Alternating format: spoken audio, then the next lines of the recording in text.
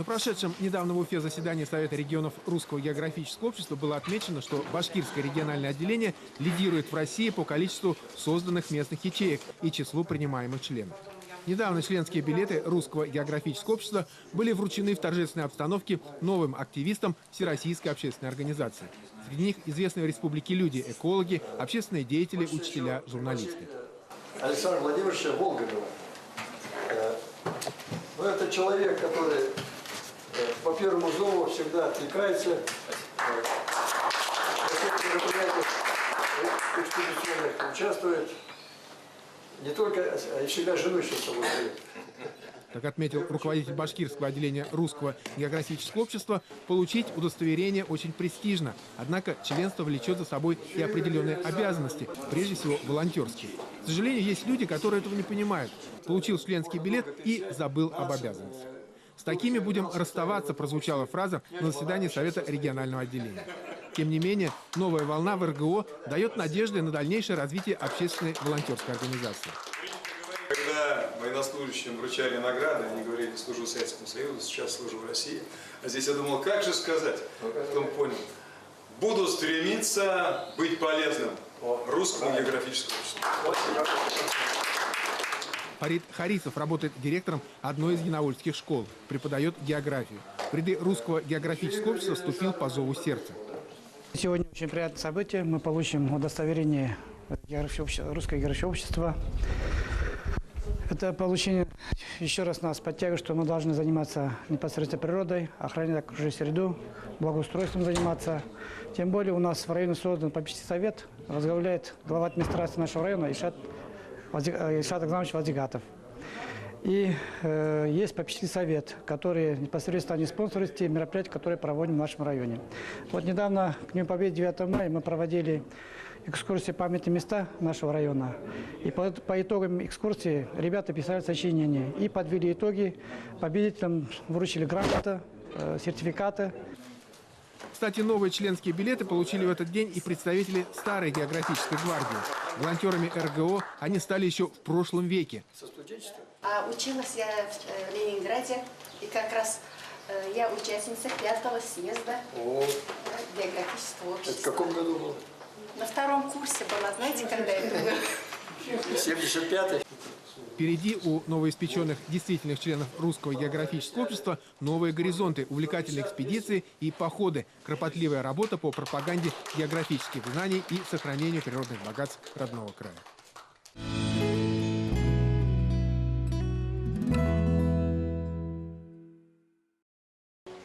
Недавно в Уфе побывала атташе по культуре посольства Франции в России госпожа Мирей Шеваль. Цель визита – участие в заседании экспертного совета общественной организации «Альянс Францез Уфа». Она была создана в столице республики год назад. Атташе отметила большую работу, проделанную активистами Альянса по продвижению французской культуры. За год в Альянсе обучилось французскому языку более 70 человек. Кроме того, Мирей Шеваль выразила надежду, что в ближайшем будущем лучше будут знать культуру и традиции башкир и во Франции.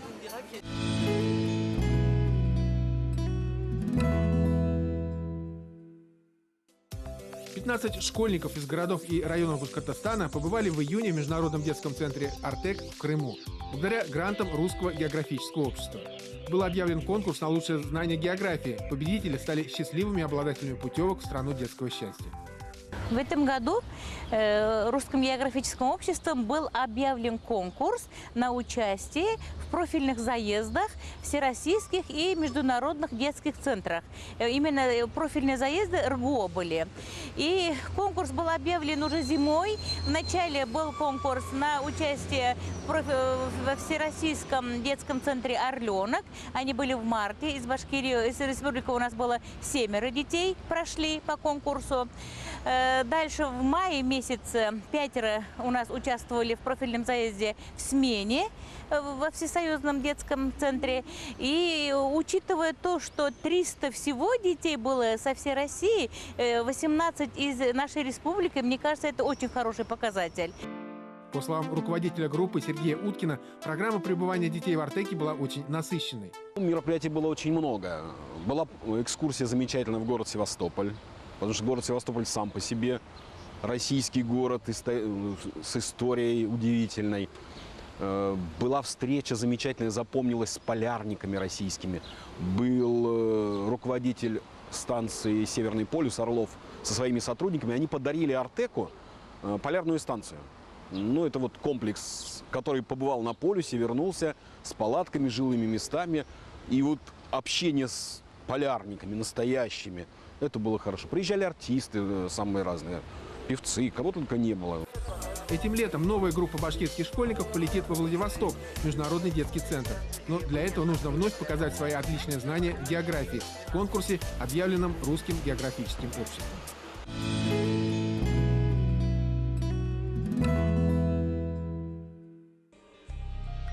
Ординская является самой протяженной подводной пещерой в России и одновременно одной из крупнейших гипсовых пещер в мире. Находится этот примечательный во всех отношениях природный объект в Пермском крае, возле поселка Орда, а именно в месте, где река Кунгур огибает высокую плоскую возвышенность, которая называется Казаковская гора. На сегодняшний день исследовано около 5000 метров подводных туннелей, коридоров и сифонов Ординской пещеры. Русская Флорида. Именно так отзываются о ней экстремалы со всего мира, для которых она стала настоящей Меккой. Погружение в Ординской пещере – это серьезный тест на выдержку, выносливость и самодисциплину даже для самого опытного технического дайвера. Буквально на днях в Ординской подводной пещере произошла сенсация. Был установлен новый рекорд погружения на задержке дыхания.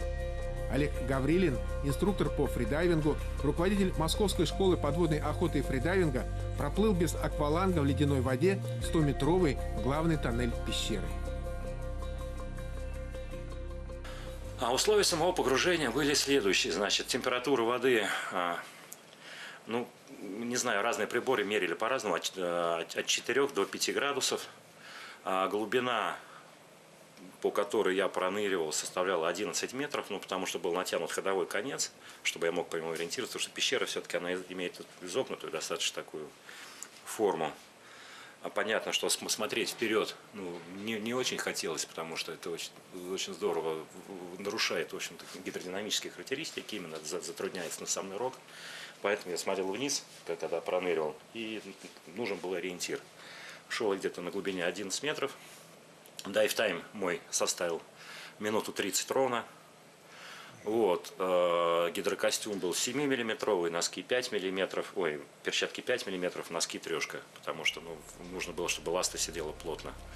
Вот. Я думал, что, может быть, нырну в моноласте, но получилось очень холодно, потому что она ногу выжимает прилично и так далее.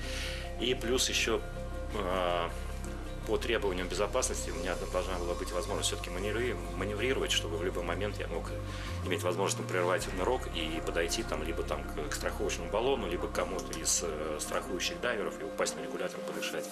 Естественно, бифинс, двойные ласты, они обеспечивают намного более высокий уровень маневренности, нежели чем моноласты, собственно говоря. И еще такой нюанс, учитывая, что Ординская пещера практически не имеет каверновой части, да, то есть там маленькое озеро и очень такой замысловатый, узкий, извилистый вход, то было принято решение нырять в пещеру наоборот, из сухого зала в сторону входа.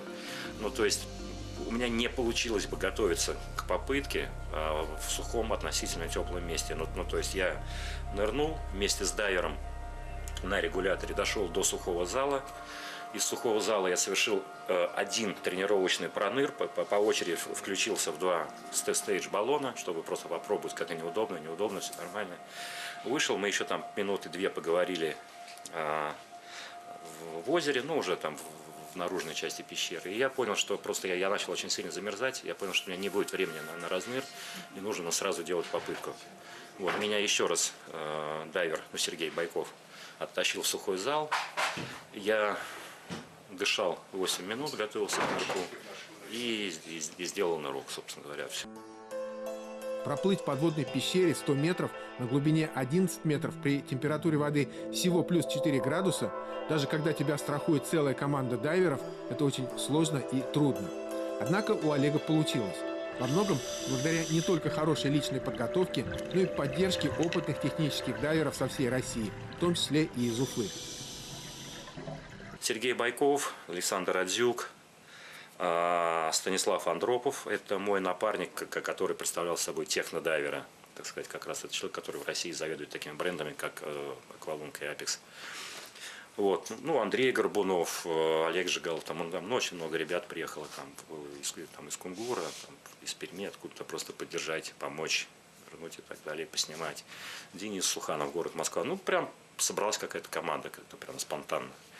И все люди, в общем-то, охотно пошли на то, чтобы сделать этот, как бы, нырочек, этот проект. Но, видимо, тоже понятно, это люди любят свое увлечение. Люди любят нырять, это приносит им ощущение жизни, это приносит им другое качество жизни, и, соответственно, они хотят этим поделиться, наверное, со всей остальной аудиторией. А здесь повод такой, вот, собственно. В конце августа региональное отделение Русского географического общества планирует осуществить подводные съемки в подземном озере пещеры Шульганташ. Московский фридайвер Олег Гаврилин уже изъявил желание участвовать в этом масштабном проекте.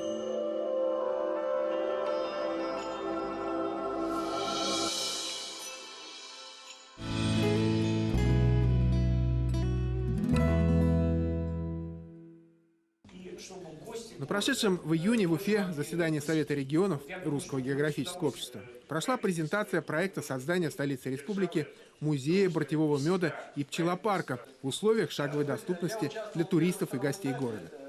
Башкирский мед и бурзианская дикая пчела – это общепризнанный бренд, который вызывает интерес во всем мире. По мнению президента Межрегиональной ассоциации координации деятельности производителей и переработчиков продукции пчеловодства Ришата Галеева, самым подходящим местом для создания пчелопарка и музея бортевого пчеловодства может стать территория санатория «Зеленая роща». Один из брендов Башкирии – это башкирский мед. Все приезжающие, все гости прежде всего увозят из Башкирии, естественно, немного башкирского меда.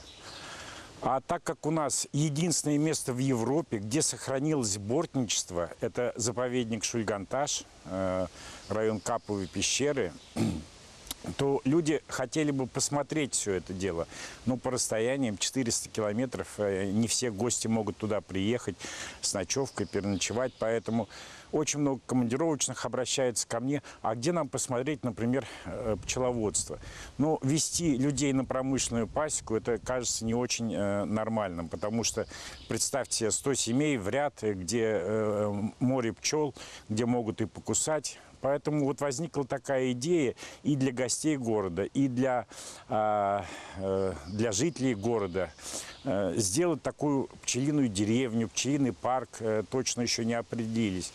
Что бы там хотелось бы видеть?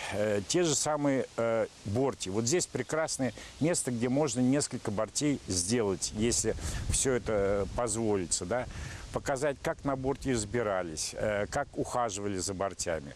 Потом второй этап – это создание колодной пасеки. Колодная пасека, она может как и стоять висеть на деревьях, так и стоять на земле. Колоды могли перевозить уже, увозить из леса в определенное время в деревню, чтобы не разорял ни медведь, ни куница, ни дятел.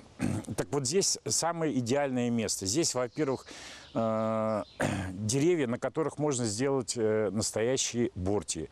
Здесь лепники, где пчелы могут собирать. Впрочем, по инициативе директора санатория Энвира Салахова на территории лечебницы уже установлены на деревьях 2 борти с пчелосемьями. Липы в округе очень много, и сегодня, несмотря на не совсем подходящие погодные условия, пчелы ведут активный медосбор. Кстати, эта идея пришла в голову директора санатория 2 года назад, когда случайно в лесу на овражистом склоне на территории была обнаружена старая полуразрушенная борть. Видимо, когда-то, может быть, даже в позапрошлом веке, кто-то из местных жителей занимался здесь бортничеством. В задумках у руководства санатория создать здесь, в районе знаменитой Лысой горы, целый туристический комплекс. Конечно, это не будет полноценная настоящая пасека. Однако туристы смогут ознакомиться с древней добычей и производством меда во всех деталях. И не только ознакомиться, но и продегустировать целебный продукт. Разговор будет вестись не о создании пасеки для получения меда, а для создания частично имитации. Потому что если люди придут и пчелы покусают, это не очень хорошо. А пчелы всегда будут кусаться. Ну и создание небольшой, значит, где-то пасеки настоящей, где бы уже обитали. Она должна быть немножко в стороне, чтобы народ проходил и не смотрел. Здесь же современный пасечный домик, показать, как же все-таки мед получают, потому что народ практически не видел. Здесь же и создание так называемых кочевых домиков, которые раньше башкиры, перевозя колоду, например, в лес поближе к лепникам, они делали быстренько из осины, предположим, покрывали лубом эти домики, делали очаг из камней, из глины, да, или делали домик вообще из луба, и там вот проводили летнее время. Так вот, историю, чтобы здесь показать старинные инструменты, показать, может быть, время от времени изготавливать колоды, как же все-таки изготавливались колоды. Так вот, для этого можно было бы и сделать именно здесь. Здесь прекрасное место, чудесное. Во-первых, и близость от города, в шаговой доступности. Везти куда-то не надо. Здесь же могли быть и школьные экскурсии. Здесь же, ну, все можно было. А гости города, вот я являюсь директором производственного центра «Башкирский мед», у меня очень много гостей приезжает и говорит: а свози нас на пасеку, ну куда вот можно повезти? А здесь бы вот было бы как раз это к месту. Но опять же, если бы еще немножко помогли власти города, так называемые туристические агентства, которые бы тоже должны быть заинтересованы, то здесь вот самое лучшее место. На территории Зеленой Рощи находятся объекты исторической значимости, которые сами по себе вызывают огромный интерес. Например, Лысая гора. Лысой она названа, потому что склоны ее раньше были голыми и скалистыми. Это видно по старым фотографиям. Запечатлел Лысую гору на своем полотне и наш знаменитый земляк, художник Михаил Васильевич Нестеров. Картина называется «Родина Аксакова». В настоящее время склон густо зарос широколиственным лесом. К югу от горы тянется живописный овраг глубиной 100 метров, на дне которого находится карстовый провал 10-метрового диаметра и целая цепочка карстовых воронок. Глубина их составляет от 2 до 10 метров. Кстати, есть в округе и пещеры. Когда-то под городом располагалась целая система из 20 естественных пещер и штолен для выработки гипса. Все входы в них были замурованы.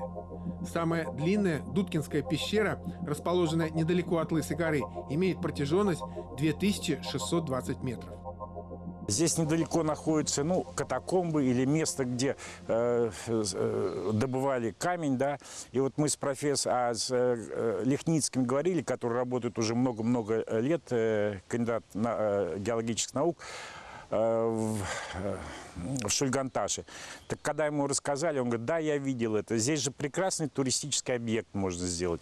Здесь можно сделать имитацию пещеры, где жили первобытные люди. Здесь и можно просто пройтись. Там 200 метров это достаточно, чтобы не видеть света и чтобы могли ходить экскурсии. Вот один еще объект для того, чтобы туристы могли посещать. Туристы, гости, жители столицы. А то мы больше говорим, чем делаем. В 1905 году здесь, на Лысой горе, прошла маевка, в которой участвовали рабочие уфимских железнодорожных мастерских. В 1969 году прошлого столетия на горе был установлен памятный камень с надписью «Здесь в 1905 году состоялась маевка уфимских рабочих». На горе собралось несколько сот человек. После митинга рабочие с развивающимися красными флагами двинулись к Уфе, но были встречены полицейскими и войсками. Демонстрация была разогнана, более 50 человек арестованы. Много древних легенд связано с самой Лысой горой. Одну из них нам поведала работница санатория Лиоза Султангалеева. Издревле эта местность известна как святое. Славу такую ему принесла пожилая мудрая женщина из старейшего башкирского рода. Звали ее Хаят-Иней. Она обладала знаниями древних людей. Силы природы ей были подвластны. Она знала целебные свойства каждой травинки и могла разговаривать с птицами и зверями. Весть о мудрой женщине распространилась по всей башкирской земле, и к Хаят-Иней потянулись вереницы людей. Всем Хаят-Иней помогала и счастье желала. Женщины обращались к ней за советом, как детей здоровыми воспитать и как мужа при себе удержать. Просили советы, чтобы детей воспитать умными, успешными. Мужчины же просили здоровья батырского, богатство, благополучие. Молодые девушки искали способы привлечь жениха красивого и доброго. И просили совета, как красоту свою девичью сберечь. Хаят Иней всем помогала, молила за всех, место святое намоленное. История, как говорит, что много столетий прожила Хаят Иней. И тысячи людей оздоровила, осчастливила. Но однажды ее не стало. Но людская молва твердит, что она просто растворилась в воздухе. И до сих пор священный дух Хаят Иней помогает людям, пришедшим на эту гору. И по сей день на Лысой горе видны очертания укрепленных поселений, известных под названием Чертово городище. Сооружения относятся к IV-III векам до нашей эры. С трех сторон площадка ограничена крутыми склонами, со стороны поля – земляным валом и рвом.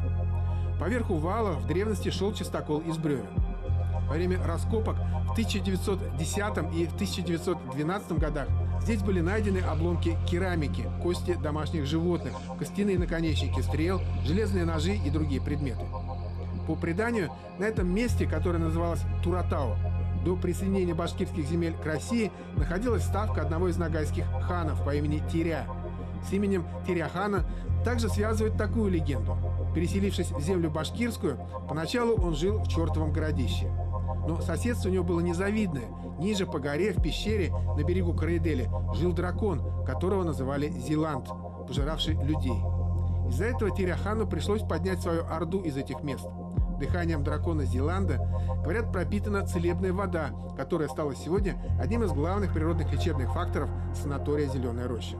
С глубины 400 метров ее качает специальная установка, используемая обычно нефтяниками. Сероводородная вода лечит многие недуги.